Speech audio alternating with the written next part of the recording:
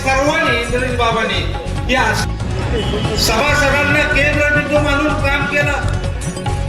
पण मला सभासद बंधूंना सांगायचं आहे की आपल्या 5 तालुक्यात देशात परत एकदा नाव मिळवण्याचं काम मान्य डॉक्टर सुरेश बाबांच्या माध्यमातून आज यशवंतराव बोलके कृष्णा सहकारी साखर कारखान्याच्या प्रचाराचा सांगता समारंभ यशवंतराव भोसले सहकार पॅनलच्या वतीनं रेल्वे बुद्रुकमध्ये आयोजित करण्यात आला होता. अत्यंत चांगल्या प्रकारची राजकीय परिस्थिती आज यशवंतराव भोसले सहकार पॅनलची आहे. मागच्या वेळेसपेक्षा जास्त मताधिक्यानं यशवंतराव भोसले सहकार पॅनल निवडून येणार असा आमचा विश्वास आहे.